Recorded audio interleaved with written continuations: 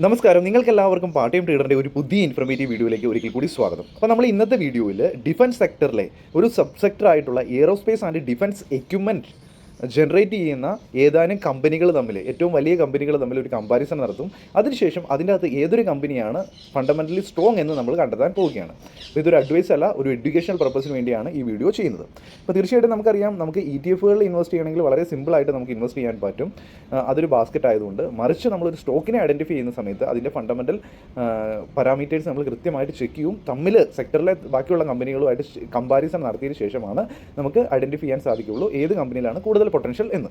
അപ്പോൾ നമുക്കിവിടെ 3 കമ്പനികളാണ് aerospace and defence equipment generate ചെയ്യുന്ന സെക്ടറിൽ വർക്ക് ചെയ്യുന്നത്. ഒന്നാമത്തെ ഏറ്റവും വലിയ കമ്പനിയാണ് ഹിന്ദുസ്ഥാൻ എയറോനോട്ടിക്കൽ ലിമിറ്റഡ്, രണ്ടാമത്താണ് ഭാരത് ഡൈനാമിക് ലിമിറ്റഡ്, മൂന്നാമത്താണ് ഡേറ്റ പാറ്റേൺസ് ഇന്ത്യ ലിമിറ്റഡ്. അപ്പോൾ ഹിന്ദുസ്ഥാൻ എയറോനോട്ടിക്കൽ ലിമിറ്റഡ് HAL അത് എയ്റോസ്പേസ് ആൻഡ് ഡിഫൻസ് കമ്പനിയാണ്, അതിൻ്റെ എക്യുപ്മെൻറ്റ്സ് ആണ് ക്രിയേറ്റ് ചെയ്യുന്നത്. ഭാരത് ഡൈനാമിക് ലിമിറ്റഡ് എന്താണ് ചെയ്യുന്നത്?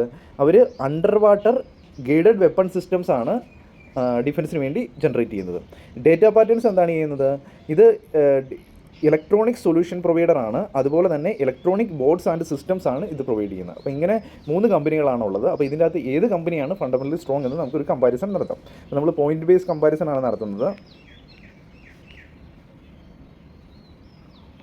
അപ്പോൾ നമ്മുടെ ഒന്നാമത്തെ കമ്പനി നമ്മൾ HAL പറഞ്ഞു, നമ്മുടെ ഇപ്പോഴത്തെ കറൻറ്റ് പ്രൈസ് 4864 ട്രേഡ് ചെയ്യുന്നത്. രണ്ടാമത്തെ BDL 1806, ഡേറ്റ പാറ്റേൺസ് 2625 ട്രേഡ് ചെയ്യുന്നത്.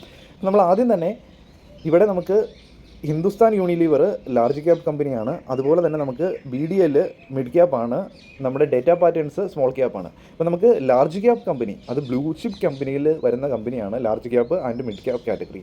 ഈ ഒരു കമ്പനിയിൽ നമ്മൾ ഇൻവെസ്റ്റ് ചെയ്യുകയാണെങ്കിൽ തീർച്ചയായിട്ടും അത്രയും വലിയ മാർക്കറ്റ് ക്യാപിറ്റൽ ഉള്ളതുകൊണ്ട് തന്നെ അവിടെ നമുക്കൊരു ട്രസ്റ്റ്, അതുപോലെ തന്നെ ആ ഒരു കമ്പനി മുമ്പോട്ടും പെർഫോം ചെയ്യാനുള്ള സാധ്യതകളുണ്ട്. അത്രയും നല്ലൊരു മാർക്കറ്റ് ക്യാപിറ്റലിലേക്ക് വരുന്നുണ്ടെങ്കിൽ ആ കമ്പനി അത്രയ്ക്ക് ഹാർഡ് വർക്ക് ചെയ്ത് നല്ല രീതിയിൽ പെർഫോം ചെയ്ത് പ്രവർത്തിച്ചുകൊണ്ടാണ് ഇത്രയും വലിയൊരു ലാർജ് ക്യാപ്പ് കമ്പനിയും മിഡ് ക്യാപ്പ് കമ്പനിയും ആയിട്ട് നിൽക്കുന്നത്. ഓക്കെ, അപ്പോൾ അതുകൊണ്ട് തന്നെ നമുക്ക് അവിടെ 2 എടുത്ത് നമുക്ക് ഒരു സേഫ്റ്റി, ഒരു ട്രസ്റ്റ് വരുന്നത് കൊണ്ട് തന്നെ നമുക്ക് അവിടെ 1 പോയിന്റ് നമുക്ക് ഹിന്ദുസ്ഥാൻ യൂണിലിവറിനും BDL-നും കൊടുക്കാം. ഇനി നമുക്ക് മാക്സ് വ്യൂവിൽ നമ്മൾ ചാർട്ട് ഓപ്പൺ ആക്കിയിട്ടുണ്ട്. അപ്പോൾ 2018 തൊട്ട് ഇൻവെസ്റ്റേഴ്സിന് അതിമനോഹരമായിട്ടുള്ള ഒരു റിട്ടേൺ നമുക്ക് HAL-ലും അതുപോലെ തന്നെ BDL-ലും തന്നിട്ടുണ്ട്. നമുക്ക് നല്ലൊരു റിട്ടേൺ ഓൺ ഇൻവെസ്റ്റ്മെൻറ്റ്. അപ്പം നമുക്ക് നല്ലൊരു റിട്ടേൺ തന്നിട്ടുണ്ട്. അതുകൊണ്ട് തന്നെ കമ്പാരിറ്റീവ്ലി നമുക്ക് ഡേറ്റ പാറ്റേൺസ് 5 വർഷം കൊണ്ട് കമ്പാരിറ്റീവ്ലി പൊതുവേ അതിൻ്റെ പാറ്റേൺ ആണെങ്കിലും നമുക്ക് നോക്കാൻ സാധിക്കും. മെയ് തൊട്ടുള്ള ചാർട്ടാണ് നമുക്കിവിടെ അവൈലബിൾ. അപ്പോൾ മെയ് തൊട്ടുള്ള ഇവിടെ നിന്നുള്ള റാലിയിൽ ഇവിടെയും റാലി കുറവായിട്ടാണ് നമുക്ക് കാണാൻ സാധിക്കുന്നത്. അപ്പോൾ അതുകൊണ്ട് തന്നെ നമുക്ക് റിട്ടേൺ ഓൺ ഇൻവെസ്റ്റ്മെൻറ്റ്, നമുക്ക് കൂടുതൽ പെർസെൻറ്റേജ് റിട്ടേൺ നമുക്ക് കൺസിസ്റ്റൻ്റ് ആയിട്ട് തന്നത് നമുക്ക് HAL-ലും BDL-ലും ആണ്. അതുകൊണ്ട് തന്നെ നമുക്ക് ഓരോരോ പോയിന്റ് ഇവിടെ കൊടുക്കാം. അപ്പോൾ നമ്മുടെ പോയിന്റ് ടേബിൾ എങ്ങനെയായി? 2-2-0 എന്ന രീതിയിലാണ് നമ്മുടെ പോയിന്റ് നില പോകുന്നത്. ഇനി നമ്മൾ മുമ്പോട്ട് പോകുമ്പോഴത്തേനും ഫൈനാൻഷ്യൽ ട്രെൻഡ് നോക്കേണ്ടതായിട്ടുണ്ട്. ഇതിന് മുമ്പുള്ള വർഷങ്ങളിൽ എങ്ങനെയാണ് ഇവരുടെ റവന്യൂ ഗ്രോത്ത് ഉണ്ടായിരിക്കുന്നത് ഓരോ വർഷവും, അതുപോലെ തന്നെ പ്രോഫിറ്റ് ഗ്രോത്ത് ഉണ്ടായെന്ന് നമ്മൾ നോക്കേണ്ടതായിട്ടുണ്ട്. നമ്മൾ HAL നോക്കുവാണെങ്കിൽ കൺസിസ്റ്റൻ്റ് ആയിട്ട് റവന്യൂ ഓരോ വർഷവും കൂടി വരുന്നതായിട്ട് കാണാൻ സാധിക്കും. വളരെ പോസിറ്റീവായിട്ടുള്ള ഒരു ഫൈനാൻഷ്യൽ ട്രെൻഡാണ് റവന്യൂവിൽ നമുക്ക് കാണാൻ സാധിക്കുന്നത്. അതുപോലെ തന്നെ നമുക്ക് പ്രോഫിറ്റിലും കൃത്യമായിട്ടുള്ള ഒരു കൺസിസ്റ്റൻ്റ് ആയിട്ട് ഓരോ വർഷവും കൂടി പ്രോഫിറ്റ് വരുന്നതായിട്ടും കാണാൻ സാധിക്കും. അപ്പോൾ ഇത് നല്ലൊരു പോസിറ്റീവാണ് HAL-നെ സംബന്ധിച്ചിടത്തോളം. ഇനി നമ്മൾ അതുപോലെ തന്നെ നമുക്ക് ഡേറ്റ പാറ്റേൺസിൽ നമുക്ക് കാണാൻ സാധിക്കും കൃത്യമായിട്ട് റവന്യൂ കൂടി വരുന്ന പാറ്റേൺ, പ്രോഫിറ്റ് കൂടി വരുന്ന പാറ്റേൺ. നമുക്ക് വളരെ നല്ല പോസിറ്റീവായിട്ടുള്ള സൈനാണ്. ഈ ഒരു 2 കമ്പനിയെ സംബന്ധിച്ചോളം കൺസിസ്റ്റൻ്റ് ആയിട്ട് റവന്യൂ ഗ്രോത്ത് ഉണ്ടാകുന്നു, കൺസിസ്റ്റൻ്റ് ആയിട്ട് പ്രോഫിറ്റ് ഗ്രോത്ത് ഉണ്ടാകുന്നു. ബട്ട് നമ്മൾ BDL-നെ സംബന്ധിച്ചിടത്തോളം നമുക്കിവിടെ റവന്യൂ കൂടി, അതിനുശേഷം കുറഞ്ഞു, പിന്നെ കുറച്ച് കൂടി. അപ്പോൾ അങ്ങനെ ഒരു മിക്സ് ആയിട്ടുള്ള സിഗ്നൽസ് കാണുന്നു. അതുകൊണ്ട് തന്നെ നമുക്കിവിടെ ഒരു ചെറിയൊരു കൺസിസ്റ്റൻസി കുറവ് നമ്മൾ ഫീൽ ചെയ്യുന്നു. അതുകൊണ്ട് തന്നെ നമുക്ക് BDL-ന് ഇവിടെ പോയിന്റ് ഇല്ല, ബട്ട് നമുക്ക് HAL-നും ഡേറ്റ പാറ്റേൺസിനും പോയിന്റ് ഉണ്ട്.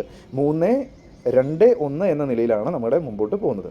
ഇനി നമ്മൾ മുമ്പോട്ട് പോകുമ്പോഴത്തേനും നമുക്ക് കുറച്ച് കീ മെട്രിക്സ് നമ്മൾ നോക്കേണ്ടതായിട്ടുണ്ട്. ലോങ് ടൈമിലേക്ക് ഇൻവെസ്റ്റ് ചെയ്യുന്ന ആൾക്കാർ P റേഷ്യോയ്ക്ക് വളരെ ഇമ്പോർട്ടൻസ് ഉണ്ട്. അതായത് കമ്പനിയുടെ വാല്യുവേഷൻ അണ്ടർ വാല്യൂഡ് ആണോ ഓവർ വാല്യൂഡ് ആണോ, നമുക്ക് ബൈ ചെയ്യാൻ പറ്റിയ സിനാരിയോ ആണോ എന്നൊക്കെ മനസ്സിലാക്കുന്നതിന് വേണ്ടിയാണ്.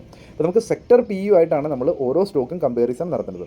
നമ്മൾ സെക്ടർ PU ആയിട്ട് കമ്പയർ ചെയ്യുമ്പോഴത്തേന് സെക്ടർ Pയുടെ ഏകദേശം ആ ഒരു റേഞ്ചിൽ അല്ലെങ്കിൽ അതിനേക്കാളും താഴെ കിട്ടുവാണെങ്കിൽ അതാണ് ഏറ്റവും കൂടുതൽ സെക്ടർ Pയിൽ P റേഷ്യോ, നല്ല P റേഷ്യോ. അപ്പോൾ 40-നേക്കാളും ഏകദേശം 38 എന്ന P റേഷ്യോ ആണ് HAL-നുള്ളത്. മറിച്ച് നമുക്ക് BDL-ന് നോക്കുവാണെങ്കിൽ നമുക്ക് 105-ഉം നമുക്ക് ഡേറ്റ പാറ്റേൺസിൽ 78 വന്നത്. അപ്പോൾ അങ്ങനെ നോക്കുമ്പോൾ നമുക്ക് എവിടെയാണ് നമുക്ക് കൂടുതലാണ് P റേഷ്യോ, നല്ല P റേഷ്യോ കിട്ടുന്നത്? അപ്പോൾ നമുക്ക് കിട്ടുന്നത് HAL-ലാണ് നല്ല P റേഷ്യോ കിട്ടുന്നത്. അതുകൊണ്ട് തന്നെ നമുക്ക് HAL-ന് വീണ്ടും ഒരു പോയിന്റും കൂടെ വരികയാണ്.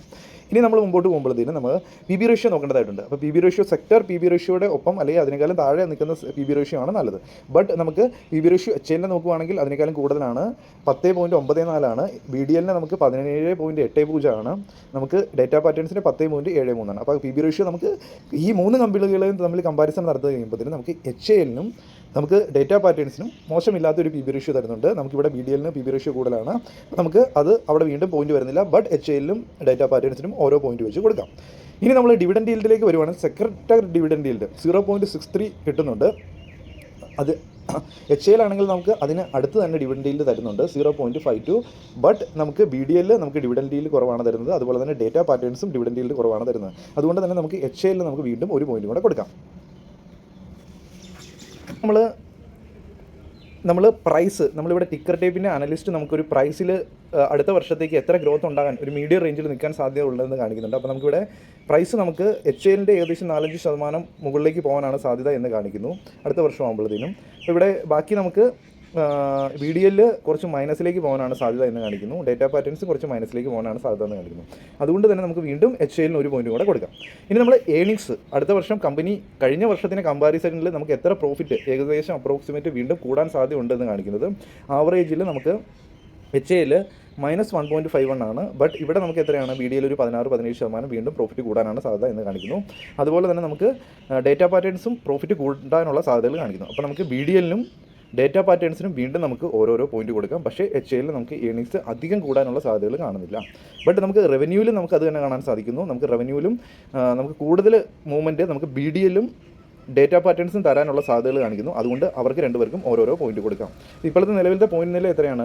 7.44 എന്നുള്ള പോയിന്റ് നിലയാണ്. അപ്പോൾ നിങ്ങൾക്ക് ആർക്കെങ്കിലും ക്രിപ്റ്റോ കറൻസിയിലൂടെ ഒരു പാസീവായിട്ട് ഇൻകം ജനറേറ്റ് ചെയ്യാൻ താല്പര്യമുണ്ടെങ്കിൽ ഹെഡ്ജിങ്ങിലൂടെ നമുക്ക് മോശമില്ലാതെ നല്ലൊരു റിട്ടേൺ അച്ചീവ് ചെയ്യാൻ സാധിക്കുന്നതായിരിക്കും. ആ ഒരു മെത്തേഡ് പഠിക്കാൻ താല്പര്യമുണ്ടെങ്കിൽ വീഡിയോ ഡിസ്ക്രിപ്ഷനിൽ ലിങ്ക് ഉണ്ട്, അവിടെ വന്ന് വാട്സപ്പിൻ്റെ ലിങ്ക് ഉണ്ട്, അതിൽ വന്ന് ജോയിൻ ചെയ്ത് അതിൻ്റെ ഡീറ്റെയിൽസും കാര്യങ്ങളൊക്കെ പഠിക്കാൻ സാധിക്കുന്നതായിരിക്കും. ഇൻഡിവിജ്വലായിട്ട് ഓരോരുത്തരെയും പഠിപ്പിക്കുന്നതായിരിക്കും.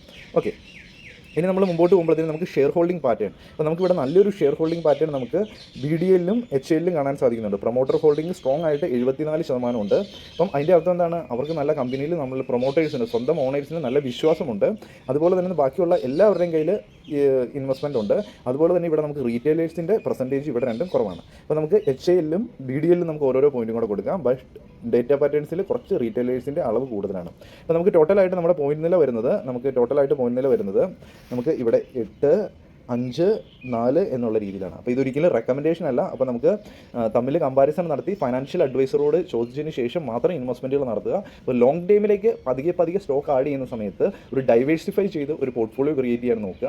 അതിൻ്റെ അകത്ത് ഓരോ സെക്ടറിൽ നിന്നും നല്ല സ്റ്റോക്കുകൾ കണ്ടെത്തി പതുക്കെ ലോങ് ടൈമിലേക്ക് ആഡ് ചെയ്യുകയാണെങ്കിൽ തീർച്ചയായിട്ടും ലോങ് ടൈമിൽ നല്ലൊരു ഗ്രോത്ത് ഉണ്ടാകും. ആദ്യമേ ഇൻവെസ്റ്റ് ചെയ്യുക, അത് കുറച്ച് ഇൻവെസ്റ്റ്മെൻ്റ് ഒക്കെ നടന്ന് നല്ല രീതിയിൽ ഇൻവെസ്റ്റ്മെൻറ്റ് പോർട്ട്ഫോളിയോ ക്രിയേറ്റ് ചെയ്തതിന് ശേഷം ഓരോ ട്രേഡിംഗ് മെത്തേഡിലേക്ക് പോവുക. അതിനുശേഷം വീണ്ടും ഇൻട്രാഡേയിലൊക്കെ പോകാം. അപ്പം ഈ വീഡിയോ കൊണ്ട് നിങ്ങൾക്ക് മനസ്സിലായെന്ന് ഞാൻ വിചാരിക്കുന്നു. ഇതൊരിക്കലും അഡ്വൈസ് അല്ല. ഇതുപോലെയുള്ള വീഡിയോസ് ഇനിയും നിങ്ങൾക്ക് താല്പര്യമുണ്ടെങ്കിൽ തീർച്ചയായിട്ടും കമൻറ്റ് ചെയ്യുക. ഇഷ്ടപ്പെട്ട് കഴിഞ്ഞാൽ ലൈക്ക് ചെയ്യുക, ബാക്കിയുള്ളവരിലും കൂടെ ഷെയർ ചെയ്യുക. Okay, thank you.